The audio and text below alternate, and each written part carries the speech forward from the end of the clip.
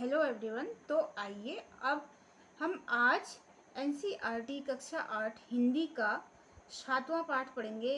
क्या निराश हुआ जाए, मतलब निराश नहीं होना चाहिए। मेरा मन कभी कभी बैठ जाता है, समाचार पत्रों में ठगी, डकैती, चोरी, तस्करी और भ्रष्टाचार के समाचार भरे रहते हैं। आरोप प्रत्यारोप का कुछ ऐसा वातावरण बन गया है कि लगता है देश में कोई ईमानदार आदमी ही नहीं रह गया है। हर व्यक्ति संदेह की दृष्टि से देखा जा रहा है। जो जितने ही ऊंचे पद पर है उनमें उतने ही अधिक दोष दिखाई देते हैं। यहाँ पर जो है लेखक ने दर्शाया है सच्चाई, ईमानदारी, प्रेम भाव, परोपकार, छाया, करुणा आदि ऐसे भाव जो समाज का आधार है। परिस्थितियाँ कितनी भी बदले लेकिन उनका अस्तित्व तो कभी समाप्त नहीं होता है। जीवन में अच्छे बुरे सभी प्रकार के लोग मिलते हैं, लेकिन हमें अच्छे लोगों को देखकर जीवन के प्रति आशावादी दृष्टिकोण अपनाना चाहिए। यह यहाँ पर बताया है। एक बहुत बड़े आदमी ने मुझसे एक बार कहा था कि इस समय सुखी वही है जो कुछ नहीं करता।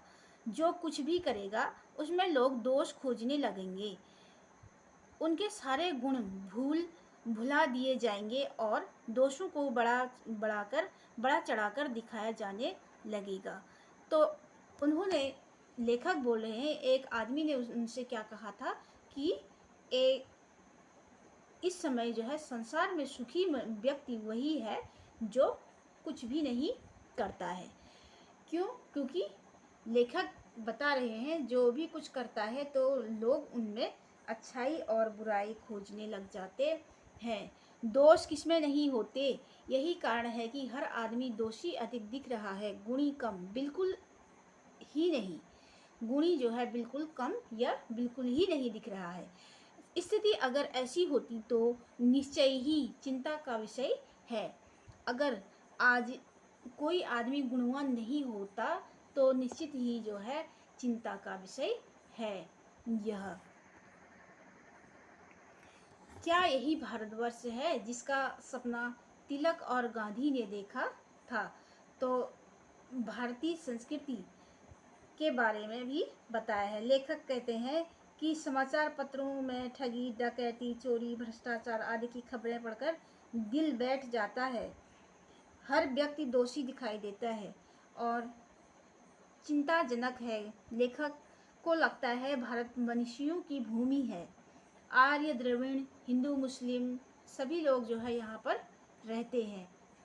क्या यही भारत भूमि है जो जिसका सपना किसने, तिलक और गांधी ने देखा था?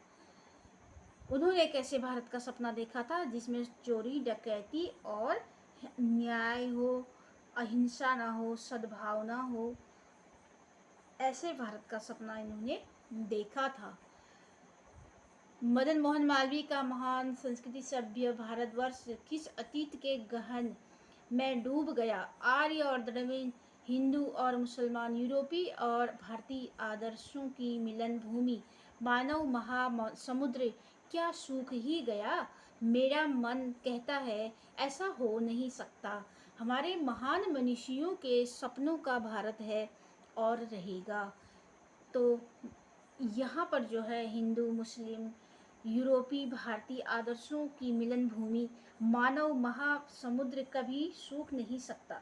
यद्यपि भारत जैसे देश के लिए नैतिकता का ह्रास एक विचारणीय विषय है। निर्दोष पिस रहे हैं, भ्रष्ट लोग फल फूल रहे हैं, पूरे समाज पर इसका बुरा प्रभाव पड़ रहा है। यह सही है कि इन दिनों कुछ ऐसा माहौल बना है कि ईमानदारी से मेहनत करके जीविका चलाने वाले निरीह और भोले भाले श्रमजीवी पिस रहे हैं। जो अपनी ईमानदारी से जीवन चला रहे हैं वही लोग जो है पिस रहे हैं, श्रमजीवी पिस रहे हैं और झूठ तथा फरेब का रोजगार करने वाले फल फूल रहे हैं। ईमानदारी को मूर्खता का पर्याय समझा जाने लगा है। जो लोग ईमानदारी से काम कर रहे हैं उनको जो है मूर्खता का पर्याय समझा जा रहा है। सच्चाई केवल भीरू के और बेबस लोगों के हिस्से पड़ी हुई है। सच्चाई अब क्या है, कि बहुत से कम लोगों के जो दब्बू टाइप के हैं या जो कुछ नहीं जानते, उन लोगों के मत्थे पर है। यह बता रहे हैं लेखक। ईमानदारी और मूर्खता का समझाना भीरू और बेबस लोगों के हिस्से में पड़ी है। ऐसी स्थिति में जीवन के महान मूल्यों के बारे में लोगों की आस्था ही हिलने लगी है। भारतवर्ष ने कभी भी भौतिक वस्तुओं के संग्रह को बहुत अधिक महत्व नहीं दिया। उनकी दृष्टि से मनुष्य के भीतर जो महान आंतरिक गुण स्थित भाव से बैठा हुआ है, वही चरम और परम है। लोभ, मोह, माया, क्रोध आदि विचार मनुष्य के स्वाभाविक रूप से विद्यमान रहते हैं। लोभ भी रहता है मनुष्य के अंदर, क्रोध भी रहता है, काम भावनाएं की इच्छा भी है, मोह माया भी रहता है। पर इन्हें प्रधान शक्ति मान लेना और अपने मन तथा बुद्धि को उन्हीं के इशारे पर छोड़ देना बहुत बुरा आचरण है। लेकिन हमें इन पर अपना मन, बुद्धि और आचरण नहीं लगाना चाहिए। भारतवर्ष ने कभी भी उन्हें उचित नहीं माना। उन्हें सदा संयम के बंधन से बांधकर रखने का प्रयत्न किया, परंतु भूख की अपेक्षा नहीं की जा सकती। परंतु जो है भूख की अपेक्षा नहीं की जा सकती। बीमार के लिए दवा की उपेक्षा नहीं की जा सकती। कोई व्यक्ति अगर बीमार है तो उसके लिए दवा लाने की उपेक्षा मतलब उसको अपमानित नहीं किया जा सकता। गुमराह को ठीक रास्ते पर ले जाने के लिए उपायों की उपेक्षा नहीं की जा सकती। अगर कोई गुमराह कर रहा है तो उसे सीधे सीधे रास्ते पर ले जाना कोई उपेक्षा नहीं की जा सकती है। हुआ यह है कि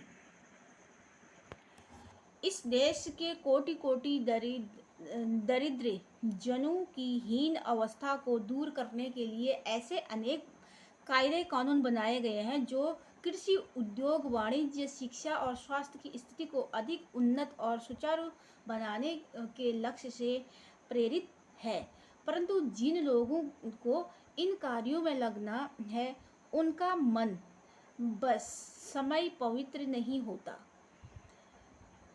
प्रायः वे ही लक्ष्य को भूल जाते हैं और अपनी ही सुख सुविधा की ओर ज़्यादा ध्यान देने लग जाते हैं।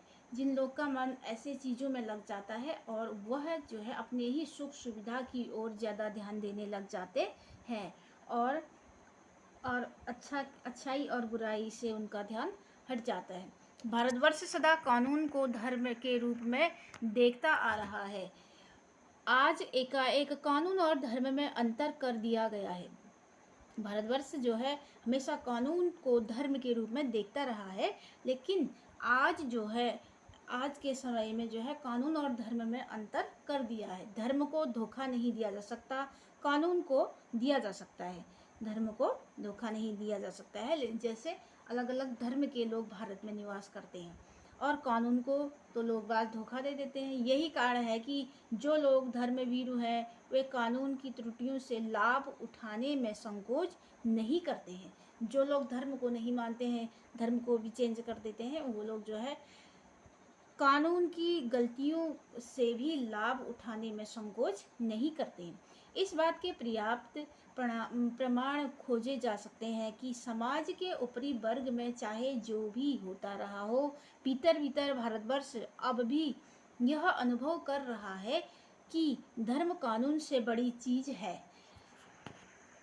अब भी सेवा, ईमानदारी, सच्चाई और आध्यात्मिकता के मूल्य बने हुए हैं। वे दब अवश्य गए हैं लेकिन नष्ट नहीं हुए हैं। आज भी जो है सच्चाई, ईमानदारी, आध्यात्मिकता के मूल्य जो है बने हुए हैं। वे पुराने जरूर हो गए हैं लेकिन नष्ट अभी भी नहीं हुए हैं। आज भी वह मनुष्य से प्रेम करता है। आज भी जो है भारतवर्ष में अलग अलग धर्म के लोग निवास करते हैं जो एक दूसरे से एकता के भाव से रहते हैं। महिलाओं का सम्मान करता है, झूठ और चोरी को गलत समझता है। आज भी जो है लोग महिलाओं का सम्मान कर रहे हैं, झूठ और चोरी को गलत समझते हैं। दूसरे को पीड़ा पहुंचाने को पाप समझता है। हर आदमी अपने व्यक्तिगत जीवन में इस बात का अनुभव करता है। समाचार पत्रों में जो भ्रष्टाचार के प्रति इतना आक्रोश है, वह यही साबित करता है कि हम ऐसी चीज़ों को गलत समझते हैं और समाज में उन तत्वों की प्रतिष्ठा कम करना चाहते हैं जो गलत तरीके से धन या मान संग्रह करते हैं। हम जो है भ्रष्टाचार के प्रति आक्रोशित हैं, यानी हम आज भी तरीके से गलत तरीके से जो है धन मान का संग्रह कर रहे हैं, गलत समझते हैं। लेखक कहते हैं, किसी की बुराई को उजागर करके उसमें रस लेना बुरी बात है।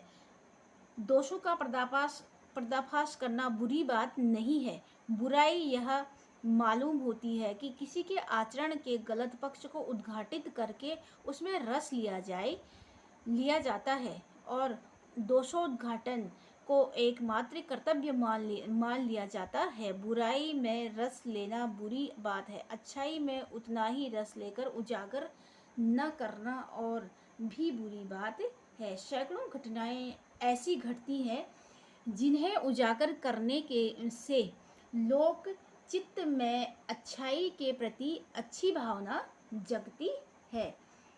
तो इससे भी बुरा क्या है, किसी की अच्छाई को जानते हुए भी उजागर न करना। समाज में अच्छे लोग आज भी मौजूद हैं, जैसे कि लेखक ने अपना एक अनुभव साझा किया है कि किस प्रकार से उनके साथ एक बार एक घटना घटी थी।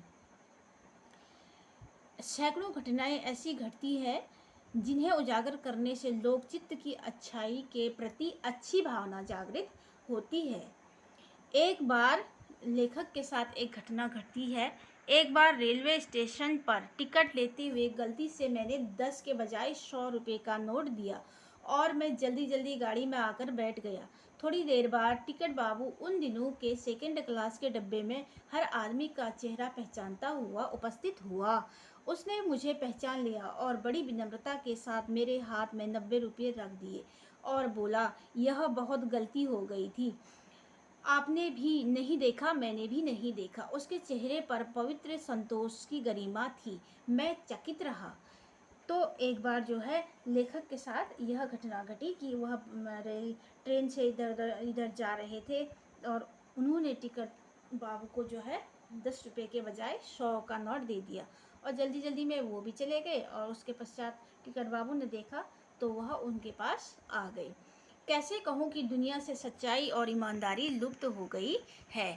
अब लेखक कह रहे हैं कि अब मैं कैसे कहूँ कि इस दुनिया से जो है सच्चाई और ईमानदारी चली गई है, परंतु यह एक घटना ठगी और वंचना की अनेक घटनाओं से अधिक शक्तिशाली है। एक बार मैं बस में यात्रा कर रहा था। मेरे साथ मेरी पत्नी और 3 बच्चे भी थे। बस में कुछ खराबी थी, रुक रुक कर चलती थी। गंतव्य से कोई 8 किलोमीटर पहले ही एक निर्जन सुनसान स्थान में बस ने जवाब दे दिया। मतलब गंतव्य जहाँ पर उनको पहुँचना था वह स्थान से पहले 8 किलोमीटर पहले ही वह बस जो है एक सुनसान निर्जन, जो बहुत सुनसान जगह थी, जंगल था, वहाँ पर जो है बस खराब हो गई और वह रुक गई। रात के कोई 10 बजे होंगे, उस समय रात के 10 बजे होंगे। बस में यात्री घबरा गए, सारे लोग घबरा गए। कंडक्टर उतर गया और एक साइकिल लेकर चलता बना। लोगों को संदेश हो गया कि हमें धोखा दिया जा रहा है। बस में बैठे लोगों ने तरह तरह की बातें शुरू कर दी। किसी ने कहा यहाँ डकैती होती है। 2 दिन पहले ही इसी तरह एक बस को लूटा गया था। परिवार सहित अकेला मैं ही था। बच्चे पानी पानी चिल्ला रहे थे। पानी का कहीं ठिकाना न था। ऊपर से आदमियों का डर समा गया था। कुछ नौजवानों ने ड्राइवर को पकड़कर मारने पीटने का हिसाब बना लिया। अब उनको डर लगी सभी यात्रियों को और उन्होंने क्या किया कि अब इस ड्राइवर को मारे।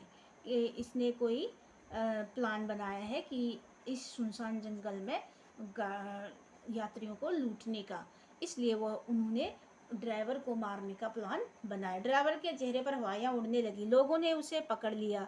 वह बड़े कातर ढंग से मेरी ओर देखने लगा और बोला, हम लोग बस का कोई उपाय कर रहे हैं, बचाइए, ये लोग मारेंगे। डर तो मेरे मन में था पर उसकी कातर मुद्रा ड्राइवर ने उन्हें देखा और डर तो उनके मन में भी था, लेकिन उन्होंने उसकी कातर मुद्रा मतलब एक दया भाव से देखने का जो नज़रिया देखा, देखकर मैंने यात्रियों को समझाया कि मारना ठीक नहीं, परंतु यात्री इतने घबरा गए कि मेरी बात सुनने को तैयार नहीं हुए।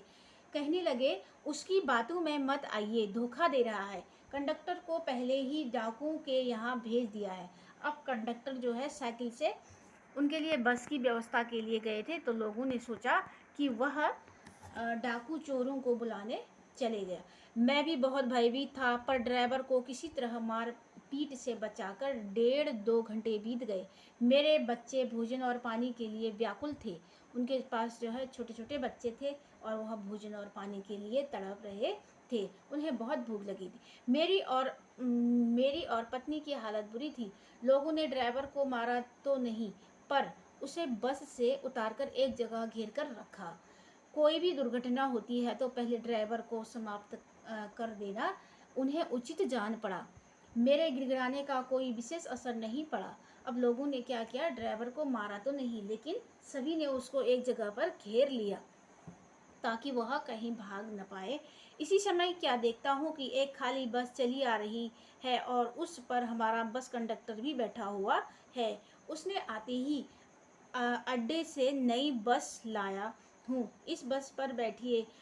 वह बस चलने लायक नहीं है। फिर मेरे पास एक लोटे में पानी और थोड़ा दूध लेकर आया और बोला, पंडित जी, बच्चों का रोना मुझसे देखा नहीं गया, वही दूध मिल गया, थोड़ा लेता आया। यह देख करके यात्रियों में जान आई। सबने उसे धन्यवाद दिया, ड्राइवर से माफ़ी मांगी और 12 बजे से पहले ही सब लोग बस अड्डे पहुंच गए। कैसे कहूँ कि मनुष्यता एकदम समाप्त हो गई। तो यहाँ पर लेखक बता रहे हैं कि कैसे कहें कि लेखक की मनुष्यता जो है ख़त्म हो गई है और दया माया रह ही नहीं गई। जीवन में जाने कितनी ऐसी घटनाएं हुई जिन्हें मैं भूल नहीं सकता। लेखक बता रहे हैं कि मेरे जीवन में ऐसी कितनी घटनाएं हुई जिसके बारे में मैं बता नहीं सकता। ठगा भी गया हूँ, धोखा भी खाया है, परंतु बहुत कम स्थलों पर विश्वासघात नाम की चीज़ मिलती है। केवल उन्हीं बातों का हिसाब रखो जिनमें धोखा खाया है, तो जीवन कष्टकर हो जाएगा। परंतु ऐसी घटनाएं भी बहुत कम नहीं है जब लोगों ने अकारण सहायता की है, निराश मन को ढाढ़स दिया है और हिम्मत बधाई है। कविवर रविंद्रनाथ ठाकुर ने अपने प्रार्थना गीत में भगवान से प्रार्थना की थी कि संसार में केवल नुकसान ही उठाना पड़े, धोखा ही खाना पड़े, तो ऐसे अवसरों पर भी हे प्रभु मुझे ऐसी शक्ति दो कि मैं तुम्हारे ऊपर संदेह न करूं। तो रविंद्रनाथ जी ने बताया था कि अगर मुझे कहीं पर ऐसा धोखा भी मिले तब भी जो है मैं तुम्हारे ऊपर संदेह ना करो। मनुष्य की बनाई विधियां गलत नतीजे तक पहुंच रही हैं तो उन्हें बदलना होगा। वस्तुतः आए दिन इन्हें बदलना ही जा रहा है। आए दिन जो है इन नियमों को बदला जा रहा है, लेकिन अब भी आशा की ज्योति बुझी नहीं है। महान भारतवर्ष को पाने की संभावना बनी हुई है और बनी रहेगी। ठीक है, मेरे मन निराश होने की ज़रूरत नहीं है। इसलिए जो है अच्छाई और बुराइयां, धोखाधड़ी, ठगी आदि बुराइयां भी हैं, लेकिन अच्छाई भी है। अतः लेखक जो है ईश्वर से कष्ट सहकर भी संदेह न करने की शक्ति मांगते हैं। वे निराश नहीं होना चाहते हैं। तो आप भी निराश मत होइएगा और अपने जीवन में आगे बढ़ने की सोचिएगा। यह कहानी जो है हजारी प्रसाद द्विवेदी जी ने लिखी है। तो सभी बच्चों ध्यान से पढ़ें। वीडियो थोड़ा लंबी है, लेकिन आप लोग पढ़िएगा तभी समझ में आएगा। और शब्दार्थ क्वेश्चन आंसर इसके प्लेलिस्ट में डाल दूँगी या डिस्क्रिप्शन में डाल दूँगी, आप लोग वहाँ से करिएगा। और वीडियो को लाइक कीजिए, सब्सक्राइब कीजिए चैनल को, क्योंकि इतनी वीडियो बना रहे हैं तो आपका एक लाइक बनता है। Thank you.